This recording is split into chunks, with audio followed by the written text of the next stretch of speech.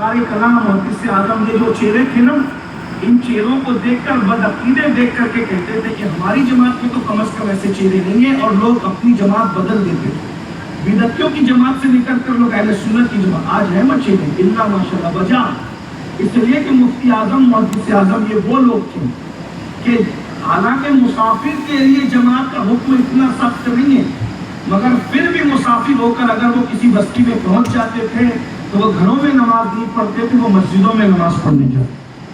हाँ, हालांकि मैंने कह दिया ना कि उज़्र है, मुसाफिर के लिए उज़्र है, वो काबिल कबूल है, मगर वो लोग तकवा था उनका कि उन पर वाजिब न होने के बावजूद भी वो लोग मस्जिद जाते। और हुज़ूर मुफ्ती आज़म के बारे में तो ये है कि ऐसे जाते थे जैसे दूल्हा सजता है, वैसे सच कर मस्जिद जाते थे। मताए दीन और दानिश लुट गई अल्लाह वालों की, ये किस काफिर अदा का गम गए खुरेज ऐसा। एक बात आपको बताऊं, हम मसलक आला हज़रत के खूब नारे लगाते हैं, है ना, लगाने भी चाहिए, लेकिन सर में दर्द हो तो भी हम जमात से नमाज नहीं पढ़ते। जमात तो छोड़िए, नमाज भी छोड़ देते हैं। आला हज़रत रहमतुल्लाह अलैह की जिंदगी के आखिरी अय्याम थे, आखिरी अय्याम इतने बीमार हुए कि चलने के काबिल न रहे, तो दो लोगों को बुलाया और दो लोगों के कंधे पे हाथ रखकर पैरों को घसीटते हुए मस्जिद ले गए और मस्जिद रजा में जाकर जमात से नमाज पढ़ी और मुस्कुराकर कहते हैं कि आज उस सुन्नत पर भी अमल हो गया जो रसूलुल्लाह ने आखिरी ज़ाहिरी दौर में बीमारी में इस तरीके से किया, तो आज वो मुझ पे भी हो गया।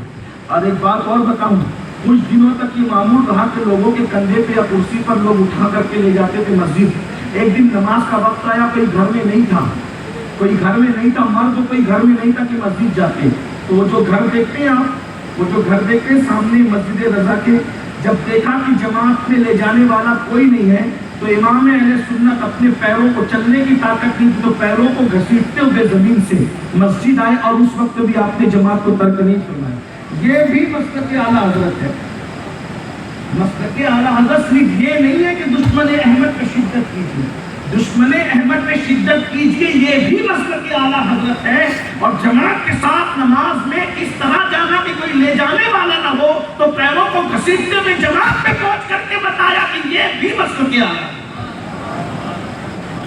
हमने जो अपने लिए मीठा और आसान लगा, मीठा मीठा हफ हफ कड़वा कड़वा थूथ, इमाम अहमद रज़ा पर मज़हब हजार इल्जाम लगाते हैं, लेकिन आज तक किसी मज़हब की तकरीर या तहरीर में मैंने ये नहीं सुना या ये नहीं देखा कि उन्होंने इमाम अहमद रज़ा को बेअमल साबित किया। उनके अमाल इतने मजबूत थे कि उनका दुश्मन भी कहता है कि हजार दुश्मनी के बाद हम उनके इश्क़ मुस्तफ़ा का भी सबूत देते हैं और उनके हदीस मुस्तफ़ा पर अमल का भी सबूत देते हैं। हम कहाँ हैं?